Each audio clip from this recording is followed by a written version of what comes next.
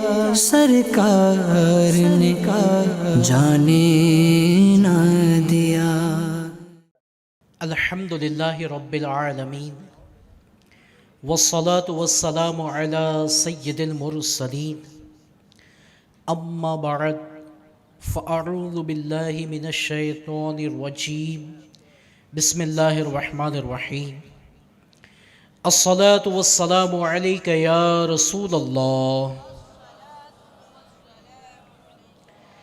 وعلى آلك وأصحابك يا حبيب الله الصلاة والسلام عليك يا نبي الله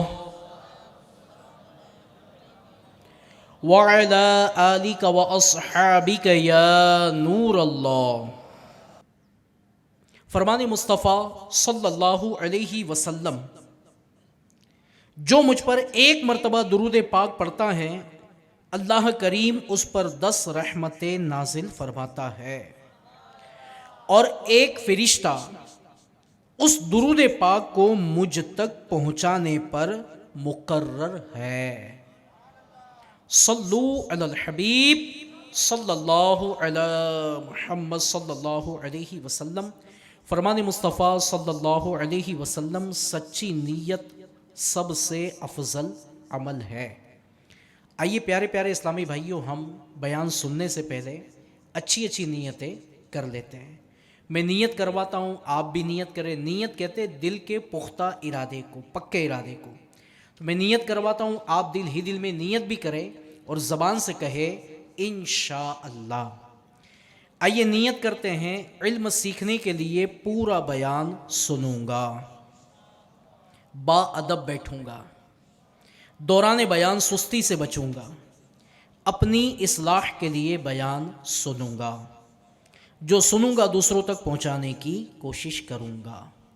پاسبل ہو تو تھوڑی دیر کے لیے موبائل بھی سائلنٹ کر کے جیب میں رکھ دیں اور توجہ کے ساتھ بیان سننے کی کوشش فرمائیں۔ پیارے پیارے اسلامی بھائیوں، نیکی کی دعوت دینے اور برائی سے منع کرنے کے بہت فضائل و برکات ہیں۔ یہی وجہ ہے کہ ہمارے بزرگان دین رحمہم اللہ المبین نیکی کا حکم دینے اور برائی سے منع کرنے میں سستی نہیں کرتے تھے۔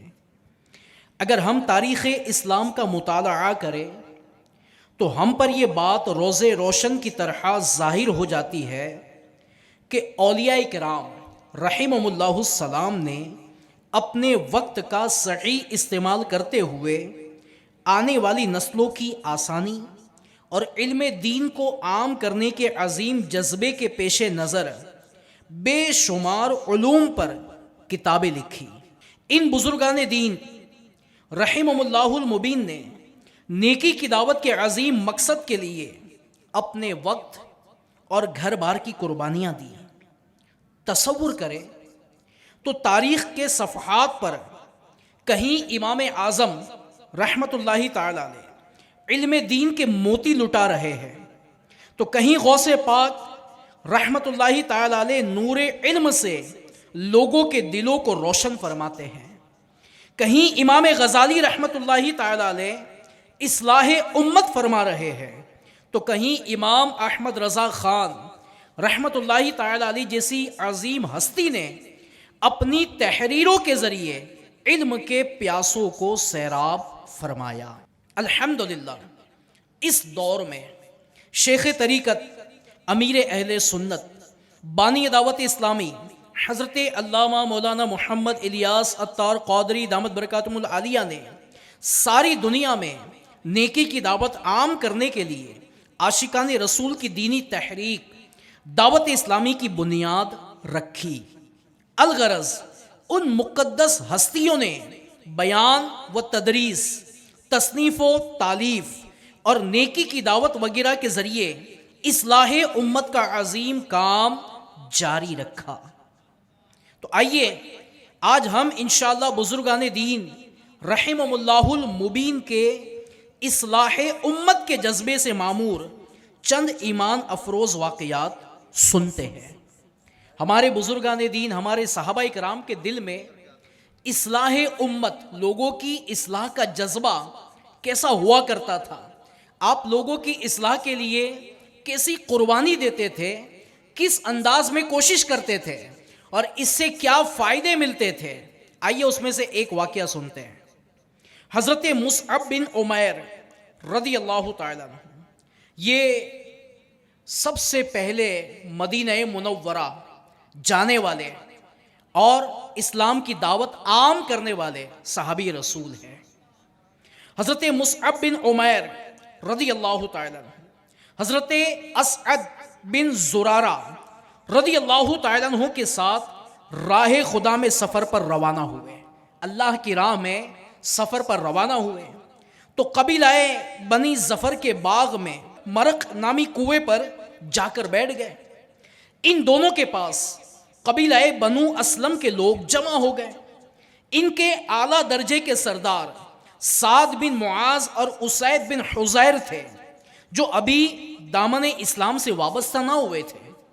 سعد بن معاذ حضرت اسعد بن زرارہ رضی اللہ تعالی عنہ کے خالہ زاد بھائی تھے۔ سعد بن معاذ نے اسید بن حضیر کو بھیجا کہ جاؤ اور ان دونوں مبلغین کو ڈانٹ کر روک دو جو کہ ہمارے کمزور لوگوں کو معاذ اللہ بہکانے کے لیے آئے ہیں۔ چنانچہ اسید بن حضیر نے اپنا نیزہ لیا اور ان کے پاس پہنچ گئے۔ آتے ہی ان کو برا بھلا کہنا شروع کر دیا اور دھمکی دی کہ اگر تمہیں زندگی پیاری ہے تو یہاں سے چلے جاؤ۔ حضرت مصعب بن عمیر رضی اللہ تعالیٰ عنہ نے انفرادی کوشش کا آغاز کرتے ہوئے نہایت نرمی اور مٹھاس سے فرمایا، ذرا بیٹھ کر بات تو سن لیجئے، سمجھ میں آئے تو مان لیجئے، اور اگر پسند نہ آئے تو ہم آپ کو مجبور نہیں کریں گے۔ اسید بن حضیر پر میٹھے بول کا اثر ہوا اور وہ اپنا نیزہ زمین پر گاڑ کر ان کے پاس بیٹھ گئے۔ حضرت مصعب بن عمیر رضی اللہ تعالیٰ عنہ نے ان کو اسلام کے بارے میں مدنی پھول دیے اور قرآن کریم پڑھ کر سنایا۔ الحمدللہ ان کے دل میں مدنی انقلاب برپا ہو گیا اور وہ اسلام سے مشرف ہو گئے، یعنی دامن مصطفیٰ سے وابستہ ہو گئے۔ الحمدللہ ان کے دل میں مدنی انقلاب برپا ہو گیا اور وہ اسلام سے مشرف ہوئے، اور وابستہ ہو جانے کے بعد انہوں نے کہا، میرے پیچھے سعد بن معاذ ہے، اگر اس نے تم دونوں کی بات مان لی تو میری ساری قوم تمہاری بات مان لے گی، میں اسے ابھی تمہارے پاس بھیجتا ہوں۔ یہ کہہ کر آپ رضی اللہ تعالیٰ عنہ وہاں سے سیدھے سعد بن معاذ کے پاس پہنچے اور ان کو ان دونوں مبلغین کے پاس جانے پر راضی کر لیا۔ سعد بن معاذ نے آتے ہی دونوں صاحبان کو برا بھلا کہنا شروع کر دیا۔ حضرت مصعب بن عمیر رضی اللہ تعالیٰ عنہ نے انفرادی کوشش کا آغاز کرتے ہوئے انہیں بھی نرمی اور مٹھاس کے ساتھ نیکی کی دعوت سننے کے لیے آمادہ کر دیا۔ اس پر وہ اپنا نیزہ زمین پر گاڑ کر ان کے قریب بیٹھ گئے۔ حضرت مصعب بن عمیر رضی اللہ تعالیٰ عنہ نے ان پر بھی اسلام کی خوبیوں سے مالا مال مدنی پھول پیش کیے اور سورۃ الزخرف کی ابتدائی آیت پڑھ کر سنائی۔ آیات قرآنیہ نے ان کے دل پر بہت گہرا اثر کیا اور وہ بھی دامن اسلام سے وابستہ ہو گئے۔ ایمان لانے کے بعد حضرت سعد بن معاذ رضی اللہ تعالیٰ عنہ اپنی قوم کی طرف لوٹے اور ان سے فرمایا، تم میرے بارے میں کیا رائے رکھتے ہو؟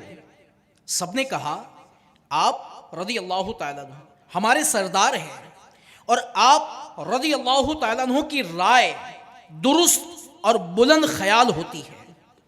حضرت سعد بن معاذ رضی اللہ تعالیٰ عنہ نے فرمایا، بس پھر مجھ پر تمہارے مردوں اور عورتوں سے اس وقت تک بات کرنی حرام ہے جب تک تم اللہ پاک اور رسول اکرم نور مجسم صلی اللہ علیہ وسلم پر ایمان نہیں لے آتے۔ اس واقعے کو روایت کرنے والے بزرگ فرماتے ہیں، خدا پاک کی قسم شام نہیں ہونے پائی تھی کہ اس قبیلے کے تمام مرد و عورت دامن اسلام سے وابستہ ہو چکے تھے۔ اے پیارے پیارے اسلامی بھائیوں، کیا صحابہ کرام کا جذبہ تھا. آپ دامن اسلام سے وابستہ ہوئے, دامن مصطفیٰ سے وابستہ ہوئے, اب دوسروں کو دامن اسلام سے وابستہ کرنے کی کوشش شروع کر دی. اور واقعی آج ہم بھی جو دامن مصطفیٰ سے وابستہ ہے, مسلمان ہیں, یہ الحمدللہ پیارے آقا صلی اللہ علیہ وسلم کی کوششوں کا نتیجہ ہے. آپ صلی اللہ علیہ وسلم کے ساتھ ساتھ آپ کے پیچھے پیچھے آپ کے صدقے میں صحابہ کرام کی کوششوں کا نتیجہ ہے, ان کے صدقے میں اولیاء کرام کی کوششوں کا نتیجہ ہے کہ آج الحمدللہ ہم بھی دامن اسلام سے وابستہ ہیں. ان کے دل میں لوگوں کی اصلاح کا جذبہ تھا, اور کیسی قربانی دیتے ہیں, اور قربانی جان کی بھی دینے کے لیے تیار ہوتے ہیں, مال کی بھی دینے کے لیے تیار ہوتے ہیں, اور وقت کی قربانی دینے کے لیے بھی تیار ہو جاتے ہیں. اور واقعی پیارے اسلامی بھائیوں, ہر صحابی رضی اللہ تعالیٰ یہ پیارے آقا علیہ الصلوۃ والسلام سے تربیت یافتہ, آپ کا فیض, آپ کی برکتیں حاصل کرنے والے ہیں. اور واقعی ہمیں تو یہی ذہن دیا گیا ہے, اور ہمارا عقیدہ بھی یہ ہے. ہمارا عقیدہ کیا ہے؟ ہر صحابی نبی, ہر صحابی نبی, ہر صحابیات بھی, چار یاران نبی, حضرت صدیق بھی, اور عمر فاروق بھی, عثمان غنی, فاطمہ اور علی, ہے حسن حسین بھی, والدین نبی, ہر زوجہ نبی, اور ابو سفیان بھی, ہے معاویہ بھی, ہر صحابی نبی. انشاءاللہ ان کے صدقے ہم بھی جنت میں جائیں گے. تو پیارے اسلامی بھائیو, الحمدللہ یہ صحابہ کرام علیہم رضوان, ان کے واقعات کو سنے تو ایمان تازہ ہو جائے. پیارے اسلامی بھائیو, آپ نے سنا کہ صحابہ کرام علیہم رضوان کس طرح اپنی جان ہتھیلی پر رکھ کر نیکی کی دعوت دیا کرتے تھے. اس حکایت سے یہ مدنی پھول بھی ملا کہ شخصیات مثلا بڑے بڑے تاجران, مل مالکان, ڈاکٹرز, پروفیسرز, ایسی بڑی ذمہ داریوں پر فائز لوگ جن کی باتوں کو اہمیت دی جاتی ہے, خاندانوں, قبیلوں کے بڑے سرداروں, مالداروں, مختلف اداروں اور مختلف شعبہ جات سے تعلق رکھنے والے ایسے بڑے افراد جن کی بات مانی جاتی ہے, ان پر انفرادی کوشش کر کے بہترین نتائج نکل سکتے ہیں. جیسا کہ قبیلہ بنو اسلم کے 2 سرداروں پر جب انفرادی کوشش کی گئی تو انہوں نے نیکی کی دعوت قبول کر کے اسلام کے دامن سے وابستگی کے بعد اپنے سارے قبیلے کو اسلام کے دامن سے وابستہ کر دیا. نیکی کی دعوت دینے والے کو چاہیے کہ جب ایک بار کسی شخصیت سے ملے تو کم از کم اتنے عرصے تک اس سے رابطے میں رہے جب تک اسے مدنی قافلوں میں سفر کا عادی بنا کر دوسروں کو مدنی قافلے کا مسافر بنانے والا نہ بنا دے. وہ خود بھی مسجد برو تحریک کا حصہ بن کر نیکیاں کرنے بلکہ دوسروں کو بھی نیکی کی دعوت دینے والا بن جائے. وہ خود بھی نیک اعمال پر عمل کرنے اور دوسروں کو بھی اس کی ترغیب دلانے والا بن جائے. ہر نئے اسلامی بھائی سے بھی رابطے کا یہی انداز اے ذمہ داران ہونا چاہیے کہ عارضی طور پر ہاتھ ملا کر صرف رسمی گفتگو کر لینا کافی نہ سمجھا جائے بلکہ بعد میں بھی رابطے میں رکھ کر اسے بھی دینی ماحول سے وابستہ کیا جائے. پیارے اسلامی بھائیوں, بگڑے ہوئے لوگوں کی اصلاح کی کوشش کرنا یعنی نیکی کی دعوت دینا اور برائی سے منع کرنا کوئی نیا یا معمولی کام نہیں بلکہ یہ وہ عظیم الشان کام ہے کہ جسے انبیاء کرام علیہم الصلوۃ والسلام نے بہت اچھے طریقے سے سر انجام دیا. پھر جب نبوت کا دروازہ بند ہوا تو مدنی آقا حبیب کبریا صلی اللہ علیہ وسلم کے جان نثار صحابہ علیہم رضوان اور بزرگان دین کو یہ عظیم ذمہ داری دی گئی. امت کی اصلاح کے لیے مدنی جذبے سے مالا مال ان حضرات نے جب لوگوں کو نیکی کی دعوت دینے کا کام شروع کیا تو پھولوں کی پتیوں یا ہاروں کے ساتھ ان کا استقبال نہیں کیا گیا، بلکہ اس احسان یعنی بھلائی کے بدلے میں ان پر ظلم و ستم کیے گئے، قید و بند کی تکلیفیں دی گئی، جسم کی کھالیں تک کھینچ لی گئی، گرم ریت پر گھسیٹا گیا، تیروں تلوار اور نیزوں سے جسموں کو چھلنی کیا گیا، حتیٰ کہ اس راہ میں ان حضرات نے اپنی جانوں کی بھی پرواہ نہ کی، اور کئی ہستیوں نے تو جام شہادت بھی نوش کیا۔ الغرض جس عظیم الشان انداز میں ان اللہ والوں نے لوگوں کی اصلاح کی کوشش کے لیے کوشش کے کام کو جاری رکھا، یقیناً وہ اپنی مثال آپ ہے، جبکہ آج کے حالات بالکل مختلف ہیں۔ آج تو لوگ مبلغین کا نہایت ادب و احترام بجا لاتے ہیں اور انہیں سر آنکھوں پر بٹھاتے ہیں، مگر اس کے باوجود ہماری سستی کا عالم یہ ہے کہ ہمارے آس پاس بلکہ پڑوس میں مختلف برائیوں کا سلسلہ زور و شور سے ہوتا ہے۔ نیکی کی دعوت کے ہمیں بہت مواقع ملتے ہیں، لیکن افسوس انہیں گناہوں میں مبتلا دیکھ کر ان کی اصلاح پر قدرت ہونے کے باوجود ہم سستی یا شرم کے باعث صرف اپنی اصلاح میں مشغول رہ کر ان کی اصلاح سے غافل رہتے ہیں۔ یاد رکھیے، اصلاح کی قدرت ہونے کے باوجود پڑوسیوں اور گناہوں میں مبتلا لوگوں کی اصلاح سے منہ موڑنا سراسر نقصان کا باعث ہے۔ آئیے اس ضمن میں ایک دل ہلا دینے والی روایت سنیے اور نیکی کی دعوت کی دھوم مچانے کا ذہن بنائیے۔ چنانچہ حضرت مالک بن دینار رحمت اللہ تعالیٰ علیہ فرماتے ہیں، تورات شریف میں لکھا ہے کہ جس کا پڑوسی گناہوں میں مبتلا ہو اور وہ اس کو روکنے کی قدرت ہونے کے باوجود نہ روکے تو وہ بھی اس گناہ میں شریک ہے۔ آج ہم بھی غور کریں، ہم اجتماع میں آئے، اللہ کا احسان کہ اپنے پڑوسی کو دعوت دی۔ ہم نماز کے لیے مسجد میں جاتے ہیں، کیا اپنے پڑوسیوں کو نماز کی دعوت دیتے ہیں؟ ہم نیک کاموں کو کرتے ہیں، کیا اپنے پڑوسیوں کو نیکی کی دعوت دیتے ہیں؟ ہم گناہ سے بچنے کی کوشش تو کرتے ہیں، کیا اپنے پڑوسیوں کو گناہ سے بچانے کی کوشش کرتے ہیں؟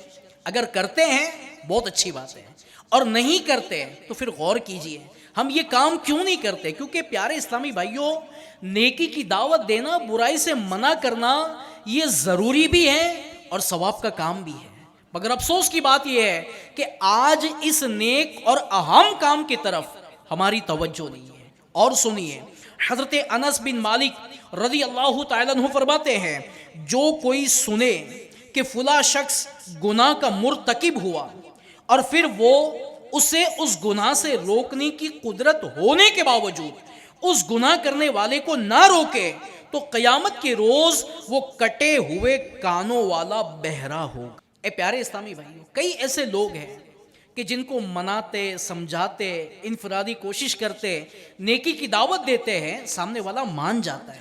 میں مثال دے رہا ہوں، آپ کی رشتہ دار میں شادی ہے، آپ کو پتا ہے کہ شادی میں نہ ہونے والے معاملات ہونے ہیں، اور آج ایک معاشرے میں تعداد ہے کہ شادیوں میں کہا جائے تو شاید ایک دو نیک اعمال یا نیک کام کیے جاتے ہیں اور بہت ساری رب کی نافرمانی کی جاتی ہے۔ اب پتا ہے کہ فلاں کی شادی میں یہ ہونے والا ہے، اور اگر میں سمجھاؤں گا تو یہ انشاءاللہ مان جائے گا اور یہ اس گناہ سے باز آ جائے گا۔ ہمیں کیا کرنا چاہیے؟ ہمیں اس کو روکنے کی کوشش کرنی، ہم سمجھانا چاہیے۔ ہمارا کام ہی سمجھانا ہے، ہدایت اللہ دے گا۔ ہمارا کام کیا ہے؟ نیکی کی دعوت دینا، برائی سے منع کرنا۔ اب اس کے دل میں ہدایت اللہ عطا فرمائے، اسے بچنے کی توفیق اللہ عطا فرمائے۔ ہم اپنا کام تو کریں، مگر ہمارا مزاج کیا ہے؟ یا شیخ اپنی اپنی دیکھ، جو کرنا ہے وہ کرے، وہ اس کے ساتھ، اس کے اعمال اس کے ساتھ، اپنے اعمال اپنے ساتھ، واقعی اس کے عمل اس کے ساتھ ہے، آپ کے عمل آپ کے ساتھ ہے، مگر کیا ہم سمجھانے کی کوشش نہیں کر سکتے؟ قرآن پاک میں اللہ پاک فرماتا ہے، جس کا مفہوم ہے اس کی ترجمے کا مفہوم عرض کر رہا ہوں کہ سمجھاؤ، سمجھانا مسلمانوں کو فائدہ دیتا ہے۔ یہ بھی بعض لوگ کہتے ہیں کہ جناب سمجھانے والا دور نہیں ہے، سمجھانے سے کوئی فائدہ نہیں ہوتا۔ ارے جناب، یہ اجتماع ایسے ہو گیا، آج جو اجتماع میں جمع ہے، آپ کو اور مجھے بھی تو سمجھایا گیا ہے کہ آؤ نیکی کی دعوت سننے، نیکی کی دعوت دینے، نیکی کی بات سننے اور برائیوں سے بچنے کا ماشاءاللہ ایک بہترین موقع ملے گا، آؤ اجتماع میں شرکت کرو۔ تو الحمدللہ جمع ہو گئے۔ آج جمع ہوئے، انشاءاللہ کل بھی رہیں گے، اور کل بھی انشاءاللہ بڑی تعداد ابھی آ رہی ہے اور بھی انشاءاللہ آئے گی. تو سمجھانے سے فائدہ ہوتا ہے نا، سمجھانا ضائع تو نہیں جاتا. آج یہ سمجھانے کی برکت دیکھیں، ایک نے سمجھایا، وہ ایک کا نام ہے مولانا الیاس قادری، جس کو امیر اہل سنت کہتے ہیں، مسجد کے امام. ایک نے سمجھایا، کیا فائدہ ہوا؟ سمجھ میں آیا. ایک شہر میں کام بڑھا، ملک میں کام بڑھا، بڑھتے بڑھتے بڑھتے بڑھتے وہ کام آج الحمدللہ دنیا کے 150 ملکوں میں آ گیا. تو جناب یہ سب کی سمجھ میں آیا ہے نہیں آیا؟ آیا نا، سمجھایا تو سمجھ میں آیا. ارے ایسے بھی لوگ ہیں جن کو اردو بھی سمجھ میں نہیں آتی، ہندی بھی سمجھ میں نہیں آتی، جن کو عربی میں سمجھانا پڑے، جن کو انگلش میں سمجھانا پڑے، کسی کو چائنیز میں سمجھانا پڑے، کسی کو کسی اور زبان میں سمجھانا پڑے. ارے ایسے بھی لوگ ہیں جس کو کچھ نہیں بولنا آتا، جن کو گونگے کہتے ہیں، ان کو بھی دعوت اسلامی نے سمجھایا اور سمجھ میں آیا. اور آج الحمدللہ وہ سمجھ کر کے وہ بھی نیکی کی دعوت دینے والے بن گئے. تو یہ بات کہنا کہ جناب سمجھائے سمجھ میں نہیں آتا، لوگ سمجھتے نہیں ہیں، یہ ہماری بھول ہے. ہمیں سمجھانے کی کوشش کرتے رہنا چاہیے. میرے امیر اہل سنت تو یہاں تک فرماتے ہیں کہ آپ نے نماز ادا کی، آپ نماز پڑھ چکے، آپ دیکھ رہے کہ قریب میں جو بندہ بیٹھا ہے نا، اس کی غلطی ہو رہی ہے، کوئی اس کا واجب ترک ہو رہا ہے، کوئی ایسی واقعی غلطی ہو رہی ہے جس سے نماز میں اثر پڑ رہا ہے. ہونا کیا چاہیے؟ آپ اسے محبت سے سمجھانے کی کوشش کریں. ہو سکے تو کتاب کا کوئی پیج اس کے دکھا، تو موبائل میں PDF میں کتابیں موجود ہیں، آپ وہ والا پیج نکال لیں. مثال دے رہا ہوں، کسی کی نماز میں یہ غلطی ہو رہی ہے. کون سی غلطی ہو رہی ہے؟ کہ جناب رکوع سے جیسے کھڑے ہوئے، اب سجدے میں جانا ہے تو کم از کم ایک مرتبہ سبحان اللہ کہنے کی مقدار رکنا ہوگا. یعنی کم از کم بندہ سپیڈ سیدھی کر لے. آج ایک تعداد ہے کہ رکوع سے تھوڑے کھڑے ہوتے ہیں اور فوراً سجدہ کرتے ہیں. کیا ہوتا ہے؟ یہاں پر واجب چھوٹ جاتا ہے. اب نماز میں اگر واجب ترک ہوا تو کیا کرنا پڑے گا؟ سجدہ سہو کرنا پڑے گا. یعنی سیدھی طرف سلام پھیر کر ہم جو 2 سجدے کرتے ہیں یہ کرنا پڑے گا. نہیں کیا تو نماز واپس سے دہرانی پڑے گی. اب ایک تعداد ہے کہ جو یہ واجب کو ترک کر رہی ہے. اب آپ کو اگر یہ مسئلہ پتہ ہے، نہیں پتہ تھا تو اب پتہ چل گیا. اب انشاءاللہ ہم احتیاط سے نماز پڑھیں گے. اب ہمارے قریب کوئی ایسا نماز پڑھ رہا ہے جس کا یہ واجب ترک ہو رہا ہے، کیا خیال ہے؟ سمجھانا نہیں چاہیے؟ واقعی وہ سلام پھیرے، آپ مسکرا کر پیار سے مصافحہ کرے، پہلے تو 2 بول میٹھے یوں بولے کہ ماشاءاللہ آپ نماز پڑھتے ہیں، اللہ آپ کی نمازیں قبول فرمائے، آپ کو برکت دے، آپ وقت نکال کر ماشاءاللہ نماز کے لیے آتے ہیں، آپ کی کوشش اللہ قبول کرے. یوں 2 بول میٹھے ہو، حوصلہ افزائی ہو، اور پھر کرے مسکرا کر کہے کہ بھائی صاحب ایک میں نے مسئلہ پڑھا تھا اور یہ واجبات میں سے ایک واجب بھی ہے. اب اس کو آپ مسئلہ بتائیں کہ جناب نماز میں رکوع سے جب کھڑے ہو اور سجدے میں جانا ہے تو ایک مرتبہ سبحان اللہ کہنے کی مقدار رکنا چاہیے، پیٹھ سیدھی کرنی چاہیے، پھر ہمیں سجدے میں جانا چاہیے. تو یہاں پر میں نے دیکھا کہ آپ کی یہاں پر یہ واجب ہے نا ترک ہو رہا ہے. کیا آپ کوشش کریں گے انشاءاللہ آئندہ؟ وہ کیا بولے گا سامنے والا؟ وہ بولے گا شکریہ، جزاک اللہ، آپ نے میری اصلاح کی، آئندہ میں انشاءاللہ اس پر عمل کروں گا. کتنی دیر لگی سمجھانے میں؟ چند منٹ میں آپ سمجھانے میں کامیاب ہوں گے. میں نے شادی کی مثال دی کہ شادی میں خرافات ہونی ہے، برائیاں ہونی ہے، گناہ ہونے، آپ گئے جا کر کو ایڈوانس میں اسی دن سمجھانے جائیں گے شاید سمجھ میں نہیں آئے گا.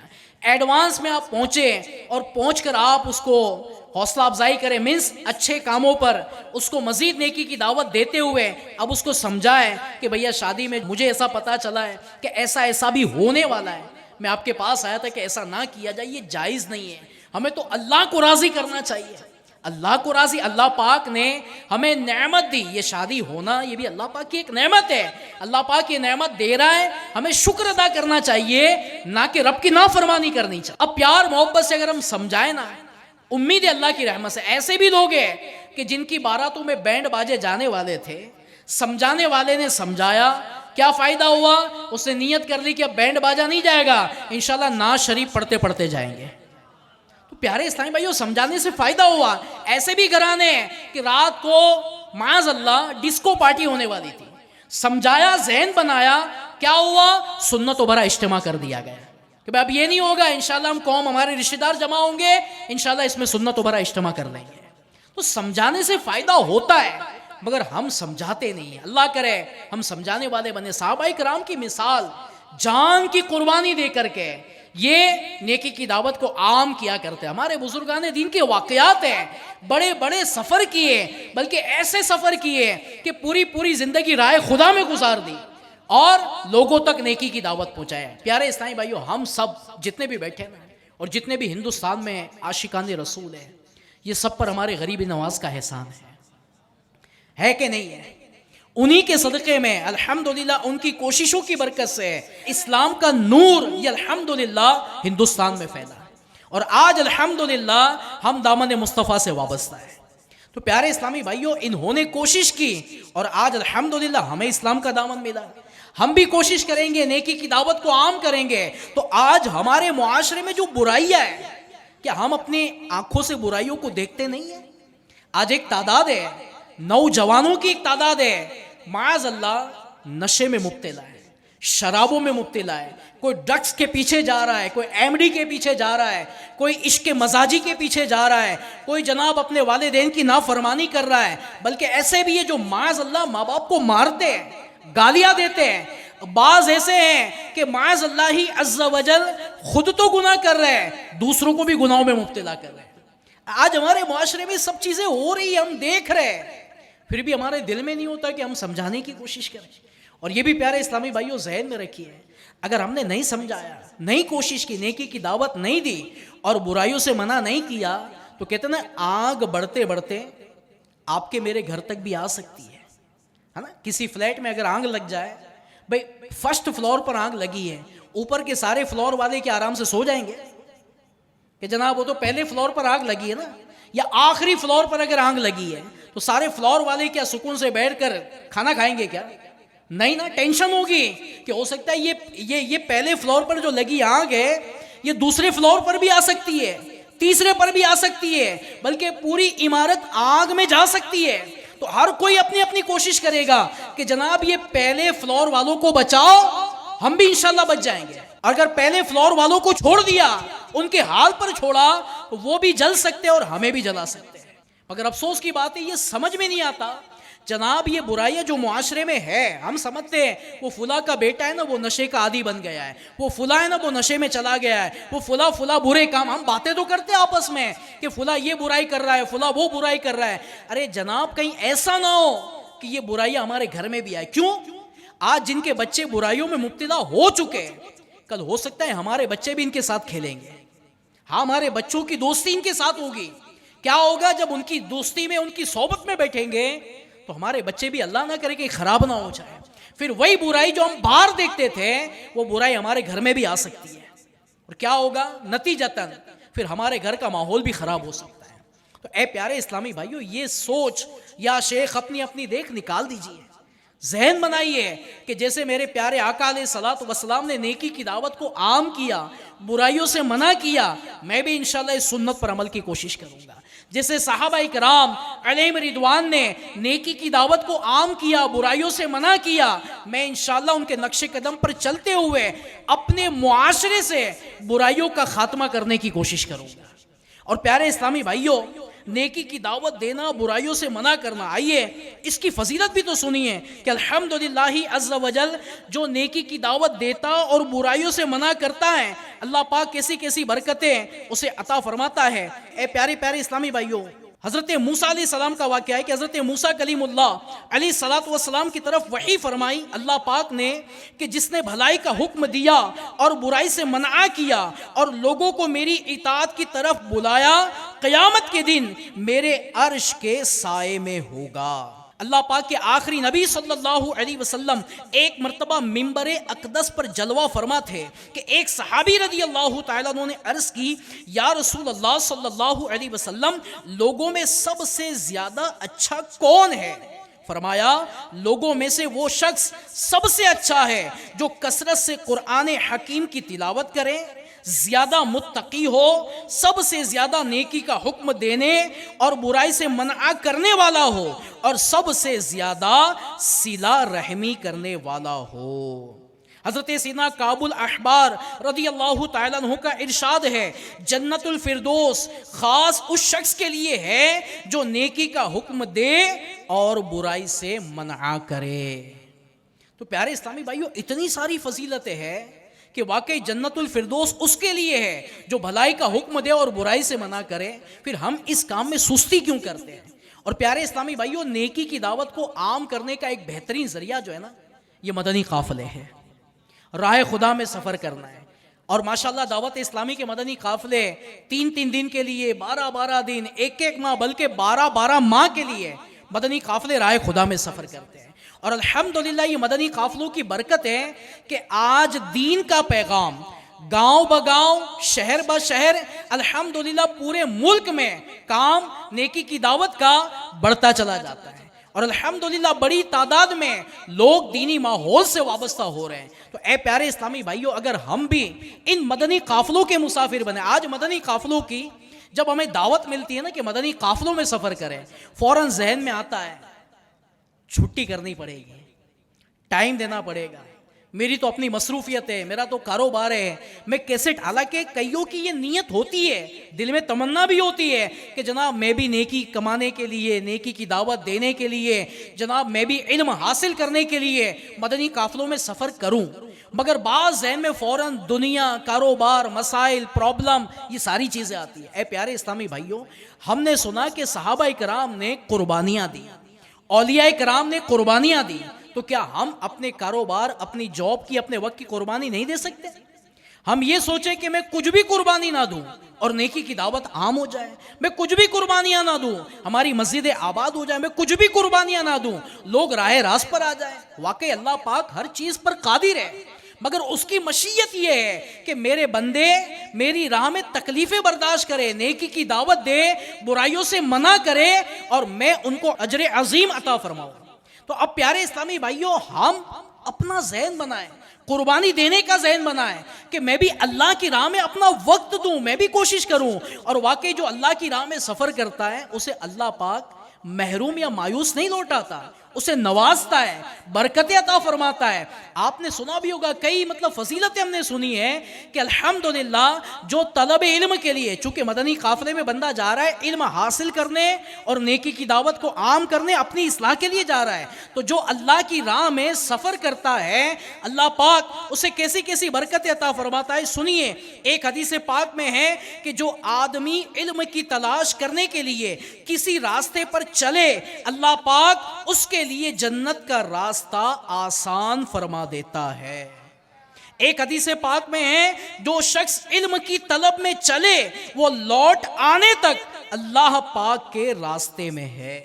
ایک حدیث پاک میں ہے، اللہ تعالی جس سے بھلائی کا ارادہ فرماتا ہے اسے دین کی سمجھ بوجھ عطا فرما دیتا ہے۔ اور ایک حدیث پاک میں ہے، جو شخص علم حاصل کرے وہ اس کے پچھلے گناہوں کا کفارہ ہو جاتا ہے۔ پیارے اسلامی بھائیوں، بے شمار فضیلتیں راہ خدا میں سفر کرنے والے کو اللہ پاک عطا فرماتا ہے۔ تو کیا پیارے اسلامی بھائیوں، ہم یہ نیکیوں کو حاصل کرنے کے لیے، علم دین حاصل کرنے کے لیے، نیکی کی دعوت کو عام کرنے، مسلمانوں کو برائیوں سے بچانے کے لیے، کیا مدنی قافلوں کے مسافر نہیں بن سکتے؟ کیا ہم کچھ قربانی نہیں دے سکتے؟ ہم کیا قربانی دیں گے؟ واقعی پیارے اسلامی بھائیوں، پہلے جان کی قربانی دے کر لوگ راہ خدا کے مسافر بنتے تھے، ابھی ہمیں کیا دینا ہے؟ تھوڑا بہت وقت دینا ہے۔ اب تو مدنی قافلوں میں جائے تو ماشاءاللہ مسجدوں میں مدنی قافلے رکتے ہیں، لوگ آتے ہیں، ملتے ہیں۔ پہلے تو مارا جاتا تھا، ہاں جھاڑا جاتا تھا، مارا جاتا تھا، تکلیفیں دی جاتی تھی، جان کے خطرے ہوتے تھے۔ اب تو کیا ہے جناب، مدنی قافلہ جاتا ہے، مسجد میں پہنچتا ہے، لوگ ملنے کے لیے آتے ہیں، ماشاءاللہ لوگ وقت دیتے ہیں، لوگ خیر خواہی کرتے ہیں، جناب کوئی ناشتہ کرواتا ہے، کوئی کھانا کھلاتا ہے، لوگ دعاؤں سے نوازتے ہیں۔ یعنی اب تو یوں کہا جائے کہ نیکی کی دعوت دینا اور برائی سے منع کرنا آسان ہو چکا، پہلے کے دور جیسی تکالیفیں نہ رہی۔ پھر بھی پیارے اسلامی بھائیوں، اگر ہم اس دینی کام سے دور رہے تو یہ ہمارے لیے نقصان دہ ہوگا نا۔ کیسے نقصان دہ ہوگا؟ کہ ہمیں جو ثواب ملنا تھا یہ نہ ملنا، اور اس کی برکت سے جو دین کی خدمت ہونی تھی، برائیاں دور ہونی تھی، اس سے بھی محرومی رہے گی۔ تو اے پیارے اسلامی بھائیوں، الحمدللہ ہم نے اجتماع میں شرکت کرنے کی سعادت حاصل کی۔ اللہ کا احسان مانے، اللہ کا شکر ادا کرے کہ میرے رب نے اپنی راہ میں مجھے سفر کی توفیق عطا فرمائی۔ اب ساتھ ہی میں پیارے اسلامی بھائیوں یہ بھی ذہن بنائے کہ میں انشاءاللہ اجتماع سے مدنی قافلوں میں سفر کرنے کی کوشش کروں گا۔ 3 دن کے، 12 دن کے مدنی قافلے انشاءاللہ اللہ کی راہ میں سفر کریں گے۔ کیا خیال ہے؟ کوشش کریں گے انشاءاللہ؟ کیا ہوگا، میرا کیا بنے گا، میرے کاروبار کا کیا بنے گا، میرے گھر کا کیا بنے گا. ارے جناب سب اچھا ہی بنے گا. ہاں واقعی یقین مانے، جو اللہ کی راہ میں جاتا ہے اللہ اسے محروم نہیں لوٹاتا ہے. جب اللہ کی راہ میں بندہ سفر کرتا ہے اللہ اس کے کاروبار میں ترقی عطا فرماتا ہے، برکت عطا فرماتا ہے. رکے ہوئے کام، ایسی ایسی مدنی بہاریں ہیں کہ مدنی قافلوں میں سفر کیا، کئی مریضوں کو شفا مل گئی. مدنی قافلوں میں سفر کیا، کئی گھروں میں مسائل تھے، مسائل حل ہو گئے. مدنی قافلوں میں سفر کیا، الحمدللہ عز وجل کئیوں کو الحمدللہ سنتوں پر عمل کرنے کی توفیق ملی، نمازوں کا جذبہ ملا، اور آج الحمدللہ وہ خود نیکی کی دعوت دینے والے بن گئے. مدنی قافلوں میں سفر کی برکت سے دعائیں قبول ہوئی، بے اولادوں کو الحمدللہ اولاد نصیب ہوئی. مدنی قافلوں میں سفر کی برکت سے الحمدللہ کئی ایسے بھی گنہگار تھے جو گناہوں میں زندگی گزار رہے تھے، انہیں ہدایت نصیب ہوئی، آج وہ الحمدللہ والدین کی خدمت کرنے والے بن گئے. اے پیارے اسلامی بھائیو، آئے نا ہم بھی اپنا ذہن بنائیں کہ میں بھی انشاءاللہ الکریم اس دینی کام میں، مدنی قافلے میں، اللہ کی راہ میں علم دین حاصل کرنے کے لیے، ثواب حاصل کرنے کے لیے، اپنی بھی اصلاح کرنے کے لیے اور دوسروں کو نیکی کی دعوت دینے کے لیے میں انشاءاللہ مدنی قافلوں میں سفر کرنے کی کوشش کروں گا. بھئی کون کون نیت کرتا ہے میں مدنی قافلوں میں جاؤں گا انشاءاللہ؟ سارے نیت کر لیں. مسلمان کی نیت، پیارے اسلامی بھائیو، نیت بندہ جب اچھے کام کی کرتا ہے تو اچھی اور پکی نیت پر اللہ اسے ثواب بھی عطا فرماتا ہے. اور ایک روایت میں کہ بندے کی اچھی نیت اسے جنت میں داخل کر دیتی ہے. ہو سکتا ہے یہ اچھی نیت کرنا اللہ کی بارگاہ میں قبول ہو جائے، پتہ نہیں ہے کل عشاء دیکھیں گے یا نہیں دیکھیں گے. ہو سکتا ہے آج کی عشاء بھی ہمیں نصیب ہو یا نہ ہو، کیا پتہ بندہ دنیا سے رخصت ہو جائے. مگر ہو سکتا ہے کہ یہ اچھی نیت کرنا، رائے خدا میں سفر کی نیت کرنا، مدنی قافلے میں سفر کی نیت کرنا، ہو سکتا ہے کہ ہماری نجات کا ذریعہ بن جائے، ہمارے لیے ثواب حاصل کرنے کا ذریعہ بن جائے. تو پیارے اسلامی بھائیوں ذہن بنائیں، الحمدللہ مدنی قافلے اجتماع سے بھی سفر کریں گے اور اس کے علاوہ بھی سفر کرتے رہتے ہیں. امیر علیہ سنت نے جو ذہن دیا نا کہ ہر ماہ کم از کم 3 دن، ہر مہینے 3 دن مدنی قافلوں میں سفر کریں، ہر 12 مہینے میں 30 دن، ایک مہینے کے لیے، اور پوری زندگی میں کم از کم ایک مرتبہ 12 ماہ کے مدنی قافلے کے مسافر بنیں. اچھا بعضوں کو ہوگا 12 ماہ کون جاتا ہوگا؟ ارے جناب الحمدللہ ایک تعداد ہے، اگر میں کہوں بلا مبالغہ اس وقت ہند میں سینکڑوں اسلامی بھائی 12 ماہ کے مدنی قافلے میں سفر پر ہیں، سفر کر رہے ہیں. ارے ایسے بھی اسلامی بھائی ملے کہ 12 ماہ کا مدنی قافلہ مکمل ہوا، ابھی دوسرے 12 ماہ کے مدنی قافلے میں جا رہے ہیں، 12 ماہ کمپلیٹ کیا، دوسرے 12 ماہ کے مدنی قافلے میں جا رہے ہیں. تو الحمدللہ سفر کرنے والے 12 ماہ کے لیے بھی سفر کرتے ہیں، ایک ماہ کے لیے بھی سفر کرتے ہیں. الحمدللہ پچھلے دنوں ایک ماہ کے مدنی قافلے، یعنی کہا جائے کہ الحمدللہ سینکڑوں کی تعداد میں ہند بھر سے ایک ماہ کے مدنی قافلوں نے سفر کیا، اور ہر جمعہ کو مدنی قافلے 3 دن کے لیے سفر کرتے ہیں. تو اپنے بھی اپنا معمول نہ بنا لے کہ ہر مہینے میں 3 دن، بھئی 27 دن میرے کاروبار کے لیے، میری جاب کے لیے. اچھا 27 دن میں بھی ایک تو اتوار آتا ہے نا، مدنی قافلہ ہمارا اتوار، جمعہ سنیچر اتوار ہوتا ہے. اب 2 دن کی قربانی اگر ہم دے دیں نا، جمعہ اور سنیچر. بعض گورنمنٹ سرونٹ ہوں گے ان کو تو جناب 2 اور 4 سیٹرڈے سنڈے چھٹی ہوتی ہے. اب جمعہ کی ایک چھٹی کر لیں تو وہ الحمدللہ آسانی کے ساتھ اگر کہا جائے تو مدنی قافلوں کے مسافر بن سکتے ہیں. ہم نیت نہ کر لیں کہ یہ 2025 کا سال جو ہے نا، اس میں انشاءاللہ اب ہر مہینے میں نیت کر لوں کہ انشاءاللہ 3 دن مدنی قافلے میں سفر کروں گا. ذہن بنتا ہے کہ ہر مہینے 3 دن راہ خدا میں سفر، 27 دن یعنی 10% آخرت کی تیاری کے لیے اور 90% دنیا کے لیے. ہونا تو یہ چاہیے کہ 90% آخرت کی تیاری کے لیے، 10% دنیا کے لیے ہونا چاہیے. چلے اللہ کرے ایسا جذبہ ملے، نہ صحیح کم از کم اتنا تو ذہن بنا لیں کہ یار میں 10% تو اللہ کی راہ میں دوں، 10% تو دوں، 90% تو جائے رہا ہے دنیا کے پیچھے. تو ہر مہینے اگر 3 دن سفر کریں گے، اب واقعی شروعات کریں گے نا، وہ وقت آئے گا عادت بن جائے گی. کیسی عادت بنے گی کہ جناب اب مدنی قافلے کے بغیر نہیں چلتا. کئی ایسے نمازی ہے الحمدللہ، ایسے پکے نمازی ہے کہ نماز نہ پڑھے سکون نہیں ملتا ہے، نماز نہ پڑھے چین نہیں آتا ہے، میری نماز باقی ہے. نماز کی عادت بن گئی ہے. اس طرح اگر ہم مدنی قافلوں کی بھی عادت بنا لیں کہ جناب ہر مہینے مدنی قافلے میں جانا ہی جانا ہے، جب تک مدنی قافلے میں نہیں جاؤں گا چین نہیں آئے گا۔ تو واقعی بندہ نیت کرے، کوشش کرے، سفر کرے، اللہ نے چاہا تو انشاءاللہ توفیق ملے گی۔ ہم سب نیت کرتے کہ انشاءاللہ ہر مہینے 3 دن مدنی قافلوں میں سفر کریں گے۔ سوچ رہے ہوں گے کیا کروں کیا نہ کروں۔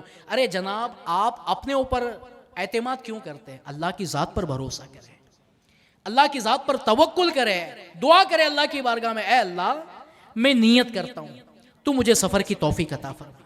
اور واقعی نیت کرنا، کوشش کرنا یہ بندے کا کام ہے۔ کامیابی کون عطا فرماتا ہے؟ اللہ عطا فرماتا ہے۔ ہم واقعی سچی پکی نیت کر کے کوشش کریں گے تو اللہ نے چاہا تو انشاءاللہ آپ کو مجھے توفیق ملے گی اور ہم مدنی قافلوں کے مسافر بنیں گے انشاءاللہ الکریم۔ اللہ پاک آپ کو مجھے عمل کی توفیق عطا فرمائیں، بزرگان دین کے صدقے، صحابہ کرام کے صدقے ہمیں نیکی کی دعوت دینے کا جذبہ عطا فرمائے، مدنی قافلوں کا اللہ پاک ہمیں مسافر بنائے۔ ساتھ میں یہ بھی نیت کر لیجئے پیارے اسلامی بھائیوں کہ انشاءاللہ نیکی کی دعوت کو عام کریں گے۔ مسلمانوں میں جو برائیاں ہیں ان برائیوں کو دور کرنے کی کوشش کریں گے۔ خدا نہ خواستہ اگر کوئی بیچارہ نشے کا عادی ہے نا، اس نشے والے کو بھی روکنے کی کوشش کریں گے۔ اور آپ کو دعوت دیتا ہوں پیارے اسلامی بھائیوں، ابھی بھی نیکی کی دعوت دینے کے کئی مواقع ہیں۔ ایک موقع اور آپ کو عرض کر دوں، ہم اجتماع میں آ گئے، ابھی کئی لوگ نہیں آئے، آپ اپنے موبائل کے ذریعے کانٹیکٹ کریں، سب کو بلائیں، آپ کے ماموں کے لڑکے کو، آپ کے چچا کے لڑکے کو، آپ کے فلاں رشتہ دار، فلاں خاندان والے، کئی لوگ آپ کے رابطے، آپ کے کانٹیکٹ میں، آپ سب کو بلائیں، بھائی میں اجتماع میں آ چکا ہوں، آپ کب آ رہے ہیں؟ آ جاؤ، رات کو آ جاؤ، رات تک پہنچ جاؤ۔ اچھا رات کو رابطہ کیا، بھائی کل صبح تو آ جاؤ، کل اتوار ہے، کل چھٹی ہے۔ واقعی اگر ہم سب جتنے بھی آئے نا، سب مل جل کر کوشش کریں تو کل یہ حال ہوگا کہ انشاءاللہ یہ میدان بھی کم پڑے گا، بلکہ تعداد اتنی ہوگی کہ جناب ہر جگہ لگے گا کہ ماشاءاللہ جگہ پیک ہے، اور الحمدللہ بڑی تعداد میں عاشقان رسول شرکت کرنے میں کامیاب ہو جائیں گے۔ تو کیا خیال ہے، دعوت دیں گے انشاءاللہ؟ اللہ کرے ہم دعوت دینے میں کامیاب ہو۔ ہماری دعوت سے ایک مسلمان بھی آ گیا نا، بے نمازی تھا، اگر نمازی بن گیا، آپ کو ثواب کتنا ملے گا؟ ماں باپ کا نافرمان تھا اور ماں باپ کی اطاعت کرنے والا بن گیا، آپ کو ثواب کتنا ملے گا؟ معاذ اللہ گناہ کرنے والا تھا، نشہ کرنے والا تھا، اگر وہ توبہ کر لے اور نیکی کرے، آپ کو ثواب کتنا ملے گا؟ آپ کا گیا کیا؟ آپ نے کال کیا، دعوت دی اور اسے بلانے کی کوشش کی۔ تو یہاں بھی کوشش کرنی ہے، اور یہاں سے جانے کے بعد بھی یہ ذہن بنانا ہے کہ میں انشاءاللہ ایک ایک مسلمان کو نیکی کی دعوت دینے کی کوشش کروں گا اور برائیوں سے بچانے کی انشاءاللہ کوشش کروں گا انشاءاللہ الکریم۔ اللہ پاک عمل کی توفیق عطا فرمائے، آمین بجاہ نبی امین صلی اللہ علیہ وسلم۔ صلو علی الحبیب صلی اللہ علی محمد صلی اللہ علیہ وسلم۔ میرے اعمال کا بدلہ تو جہنم ہی تھا، میں تو جاتا مجھے سرکار نے کہا جانے